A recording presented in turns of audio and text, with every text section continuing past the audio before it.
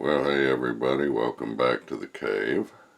This is a continuation of a video that was showing me doing a little polishing test on the blade of this kukri.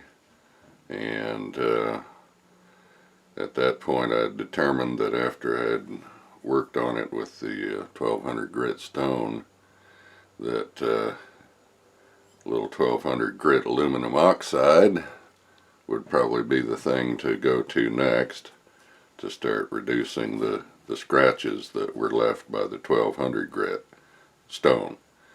So I've done that. The 1200 grit aluminum oxide on this side, I'll kind of tilt the blade a little so you can see what's going on there, and to give you an idea of what it started out like. At the flip side, you can see the streaks that were left by the 1200 grit stone.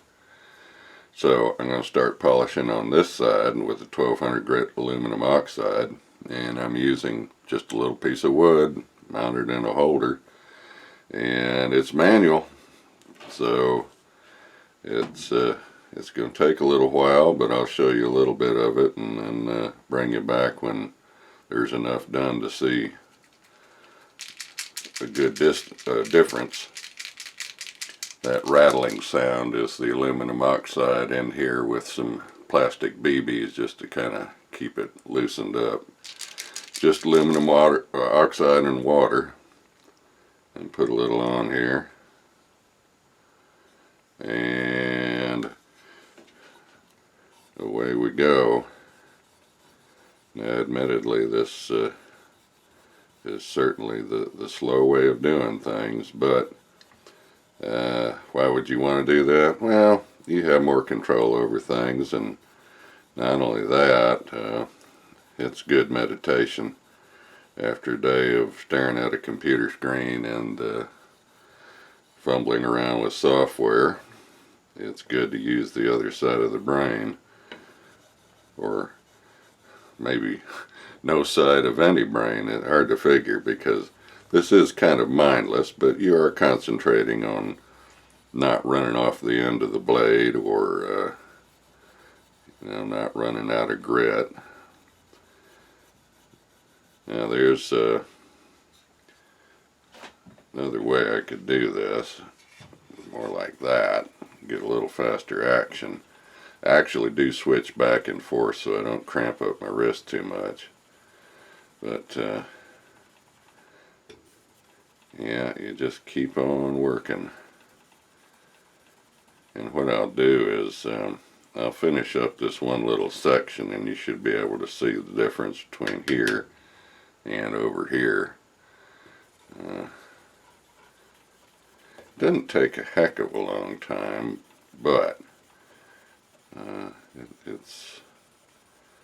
it's not instant by any means. And it's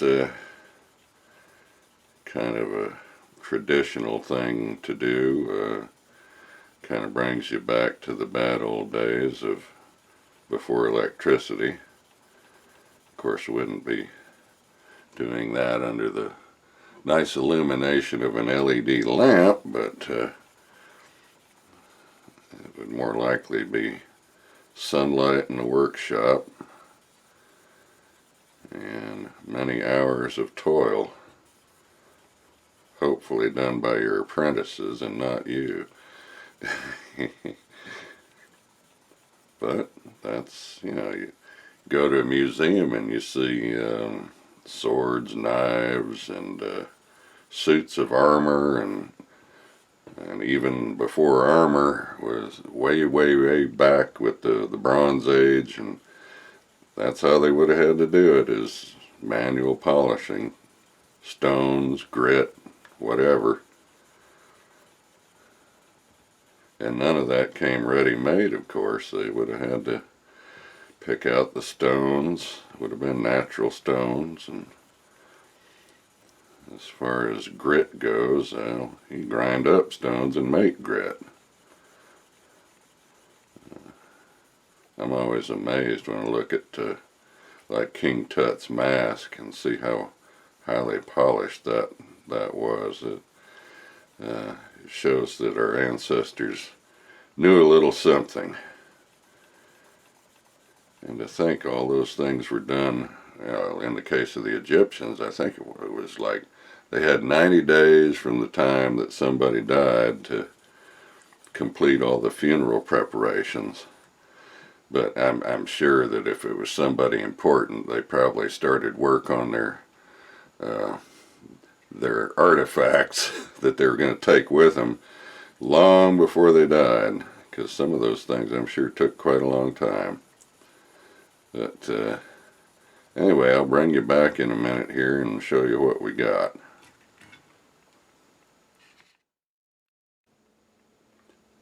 Alrighty, well, we're back and been polishing with the wooden lap here, using the bevel end down. And you may wonder, well, if this was 1200 grit, the stone that I'd originally put the polish on with, and the aluminum oxide powder is 1200 grit, what's going to be the difference? Well, the stone, of course, is much harder, and so those grains cut in deeper. When you put the same grain size on a lap like this, the action is a bit softer, so that when you're rubbing away there, you're actually taking out some of the deeper scratches that the stone left. So let's see, I guess I've been working on this about 15 minutes and gone through several recharges of the aluminum oxide and water solution. And if I tilt it right, you can probably see I've been working this area, and you can see that's the original area with just the 1200 grit stone finish. And there is a contrast there. I think you can see it. I can see it in the monitor, so hopefully you can see it too.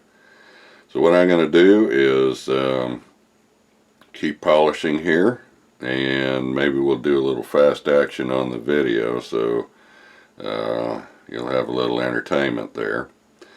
And here we go.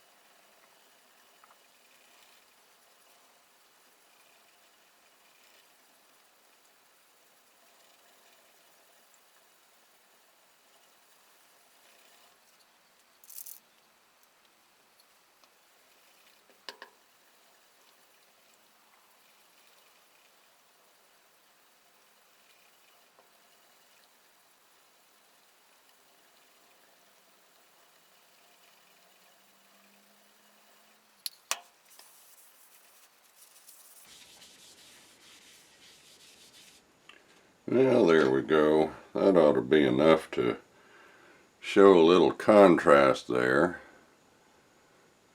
So, see, up here is where it has not been polished with the 1200 grit aluminum oxide paste water. And all along here has been. It's not complete in this area. it's probably hard for you to see, but I see a few streaks, and I'll cut the video now and come back a bit later and show you the rest of it. And then we'll get on to the next stage of polishing, which may be another video, or we'll tack it on to the end of this one. We'll just see how it goes. Alright, well, we're back after polishing with the 1200 grit aluminum oxide slurry on this face, so that both faces have that treatment. And now we're going to go to the Mother's metal polish, or actually called Mother's mag and aluminum polish. They say it's good for all metals. So we're going to go to that next, based on the little experiment that we did in the previous video. So I'm going to work on that a little bit on a small area here, and we'll see what that does. Now I do have the Mother's mixed with it's a paste, and I've mixed it with a little bit of water just to thin it out so I can move it around easily. And we're going to use another wooden lap and have at it. So I'll work this area here, and we'll see what kind of contrast we get.